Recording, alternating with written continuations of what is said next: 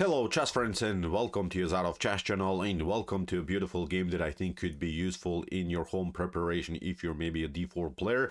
Today we'll analyze an amazing game played by the most powerful chess engine in the world, Stockfish 17, against another top engine, Texel, in an amazing Queen's Gambit declined exchange variation. And usually if you're watching maybe the TCEC competitions, the computer chess championships, usually the games in the Queen's Gambit declined are most of the times ending with a draw. It's very hard even to find some decisive games in AI chess in the Queen's Gambit decline. So that's why I decided to show this one, because even though the Queen's Gambit decline is sort of a drawish opening, Stockfish always finds new opportunities, new sidelines, new variations, new improvements of theory in order to spice up the game somehow. So I think very instructive game you see today. Although this will be not maybe the most tactical Stockfish, usually we see of course beautiful tactical games by Stockfish. This will be a more positional game. I think it's very instructive one, so I think you'd like this for sure if you're d4 player. So let's see now what happened with the white pieces. Stockfish opened with move d4. Texel's response was d5 as c4 the Queen's Gambit, and now we have the Queen's Gambit decline. Knight to c3, knight to f6, and now after c takes d5, e takes d5, the game becomes a little bit more simplified in the center of the board. We're having now the exchange variation of the Queen's Gambit decline. Bishop to g5, the positional line. We have now the move c6 because we want of course to have here more control of the d5 square. E3 here by Stockfish, bishop to e7, bishop to d3 calcing, and now knight to f3. And basically, there are now two approaches that you can do with the black pieces after move knight to f3. You can play the move knight to d7 that Texel played, but I myself I'm more of a fan of this idea. First of all, to play the move h6, and when h6 happens, then there are again two choices here for black, pardon me, for white. If white continues with the normal bishop to h4, then you can continue with knight from b to d7 after something like castling, rook to e8, and queen to c2. You can play a beautiful liberating line with the move knight to e4. If, for instance, bishop takes e7 happens, then you have queen to e7, and then if bishop to e4 happens, still you have a great control of the square, supported by the rook, supported by the queen, and supported, of course, also by the pawn on d5. So after move h6, that would be sort of my suggestion for you to play here with the black pieces instead of knight from b to d7 immediately. For instance, if bishop to f4 happens instead of bishop to h4, then you have this resource, knight to h5, and then black can chase this dark square bishop away. For instance, bishop to e5 keeps maybe the dark square bishop on the board, but now you play knight from b to d7, and now you have a almost trapped the bishop here on e5. White would maybe continue with the kingside castling, and now you can take it. Still, it's a complicated game to play where white will storm here with this 5 versus 3 pawn majority on this side of the board, but you could continue the game here with the bishop pair with the black pieces. You can play g6 and then knight to g7, bishop to f5, I think is here the normal development. You can also maybe prepare sort of an expansion here on this side of the board. So I think black has equalized the game in the early stage of the go opening. So after knight to f3 and that Stockfish played, Texel didn't play h6, played now knight from b to d7, which allows here Stockfish to play a beautiful positional move h3, and this move is again not allowing this dark square bishop to be trapped. You could maybe try here knight to h5 to somehow again chase the bishop away, but then after bishop to e7, queen to e7, at least white has traded off the bishop for a bishop, so white didn't give up the bishop for a knight. Here after move h3, now Texel is trying to somehow battle for the bishop here, but now after bishop to f4, Stockfish has a great control of the e5 square, and this bishop will stay on the board because of this beautiful h3 move. So far, I think very an instructive line played by Stockfish, but even in these lines, if you maybe watch now the database, 78% of games in top grandmaster level, international master level, FIDE master level are ending with a draw. So even this line is pretty drawish. So let's see now how Stockfish spiced up even this seemingly drawish position. So first of all, knight to f6 by Texel, of course liberating the long diagonal for the light square bishop. Knight to e5, Stockfish occupies now the center, bishop to d6, we have now castling, queen to e7, so Texel is battling now here for the e5 score. The issue is you cannot compete obviously here with knight to d7. You would love somehow to put more pressure against this knight, but then bishop to e4, d takes e4 leads now into this line, knight takes c6 comes of course with a direct threat against the queen, and then you have to play something like b takes c6, and then bishop to d6 leads now into a position where white is much better. White gained the pawn, white will have an attack against this pawn on e4, c6 pawn is weak, so it's really, I would dare to say, game over already here for black. So here after casting, we have queen to e7, Stockfish continues now with rook to c1, bishop to b8, and now queen to c2, simply putting more pressure against this pawn on e4. Texel protects it, Stockfish continues now with a3, preparing here the so-called minority attack. The minority attack is here something like b4, and then you're trying to play b5.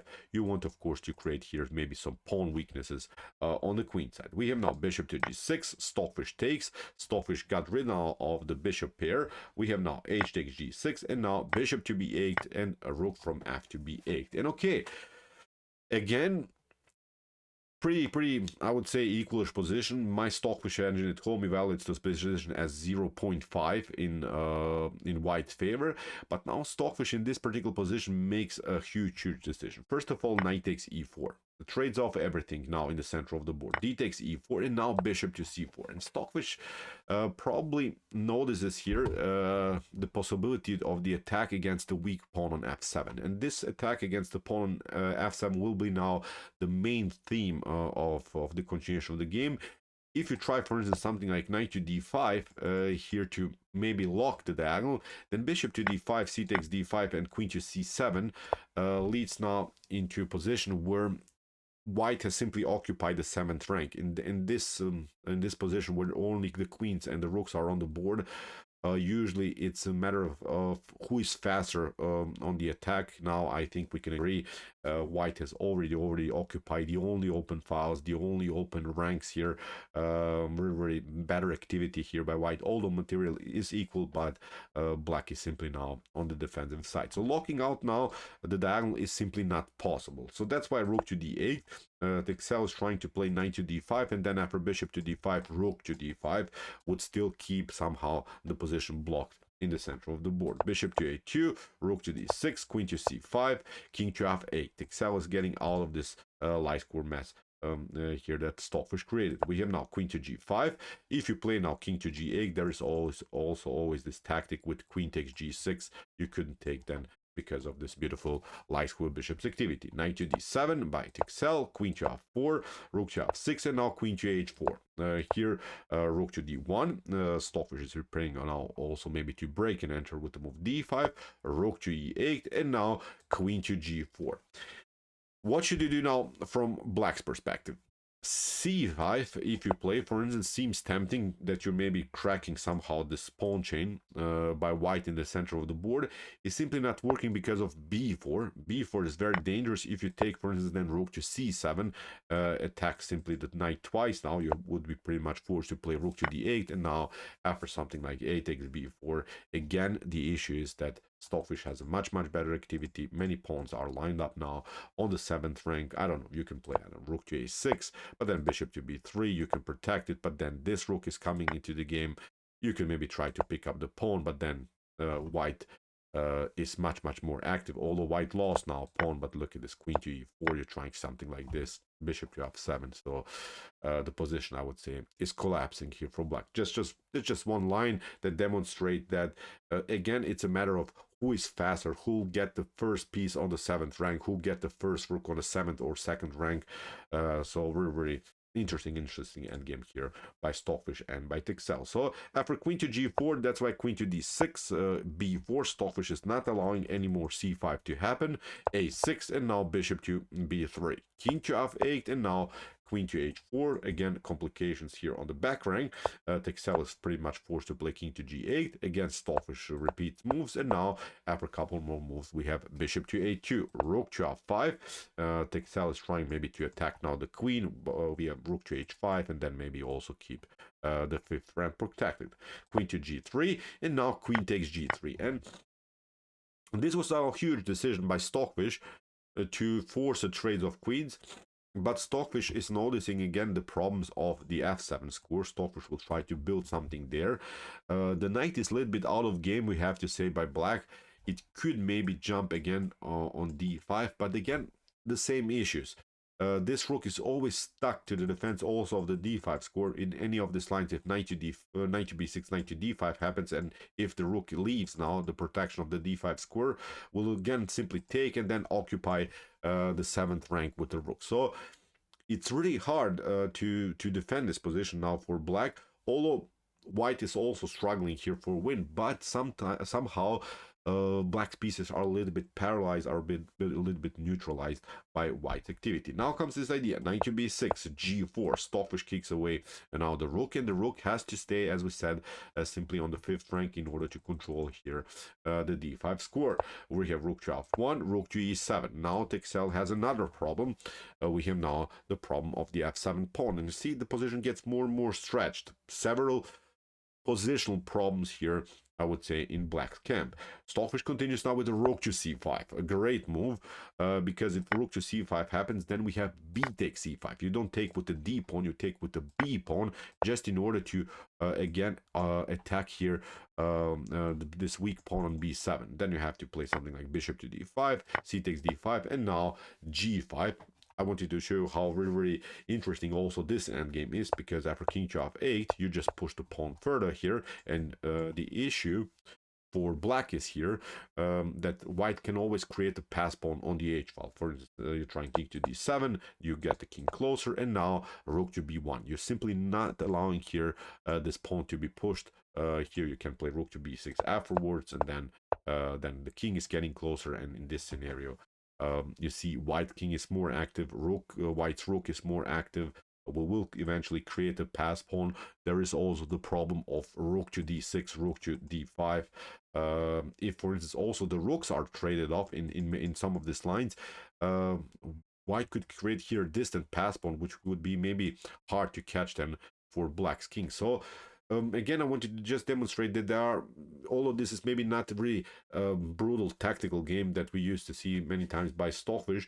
This is really an interesting end game in which Stockfish is slowly but surely squeezing its opponent. So here, yeah, as we mentioned, even if a rook to c5, black cannot simply trade off rooks because of the b5 problems and afterwards here by white. So here Texel continues with knight to a4. Stockfish retreats. We have knight to b6, and now rook from f to c2. You see now this pawn is very weak. Texel is now pretty much forced to play the move knight to d5. Stockfish continues now with the paralyzing move g5. He's hoping again to get this idea. G4, h4, and similar stuff. The issue is now knight takes e3.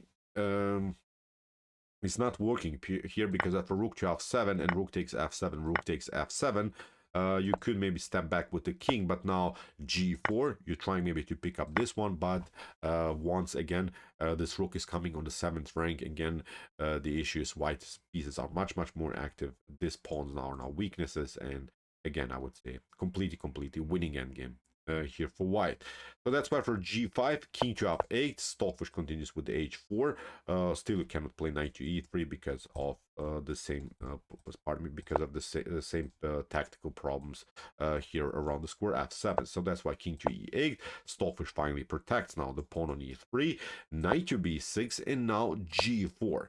Stockfish is still trying to get this h5 goal and create maybe here a distant pass pawn. And what should you do now in this position with the black pieces? My Stockfish engine at home suggests that you should play rook to c7, but my Stockfish engine at home also doesn't like anymore black's position at all. Even after rook to c7, the issue is that again you just line up here on the f file. Black is pretty much forced to play the move knight to d5. You just play bishop to c4. Then black has to step back. Look at this bad position of the rook. The rook is cornered now. It's simply surrounded by its own pawn. It's simply locked. And then you go here after something like f6. The issue is again this pass pawn that can be created now. Although maybe black survived this attack for a little bit, when the rook is coming now into this position. Again, I would dare to say a very, very messy position here for black. Although this is maybe the only way somehow to survive this attack by white. But instead of rook to c7, here Texel tried rook to d7, which allows here Stockfish again to go for the f7 weakness. Texel protected now, again bishop to c4. If you try now rook to b6, it's a different story, because after h5, g takes h5 and g takes h5. If you, for instance, take out this one, again, bishop to f7, king to e7, and then rook to e1 leads into complications again. The game is over here. Even if you try knight to e3 immediately, then bishop to b5, knight to f1, and then bishop to f1, you see, even this tactic is not working here for black, so white is going to continue here with an extra piece. So after bishop to c4, it's almost like the rook is trapped. King to f8, Stockfish protects now finally the pawn on e3, king to g8. Again, if you try rook to b6, then h5 is again the method here. You try maybe g6, then h6, so I don't know, king to g8, and then we go again for the f7 pawn. Now you trade it off, and then after rook to f6, again, you see white's rook is more active. That's the problem.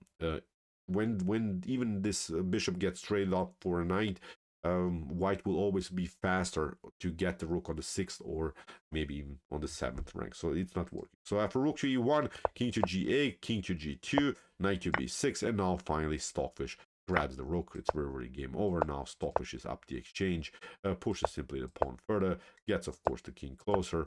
We have now rook to f1, rook to d8, Stockfish took, and now Stockfish makes another beautiful decision. Rook takes f6, knight to f6, rook takes f6, g takes h5, g takes h5, leads now into this position again. It is a seemingly sort of drawish position, but notice always that this activity of white's rook is always much faster. King to g7, rook to e6.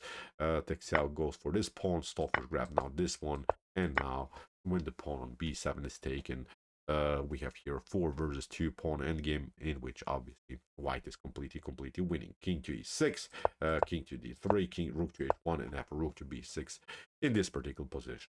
Texel resigned. So what's the issue? You can just maybe prolong the game, but then h5, a4 here, if you take, of course, then b5 is going to happen. So it's simply game over. Nothing can be done. If you try maybe king to c7 and a5, then you control this one. So in any of these scenarios, white is completely winning. So interesting game, interesting positional game, I would say, by Stockfish. This was maybe not a game that you have expected, maybe to see just Stockfish brutalizing its opponent, but I love also this game because they're thematic, they're instructive in openings that I think are playable. You see, we have seen a Queen's Gambit decline, exchange variation, which, believe me or not, in 90% of any top GM games is ending with a draw, so it's hard to find any further progress also with the white pieces. So a very I would say a thematic and strategy game that could be useful in your home preparation. So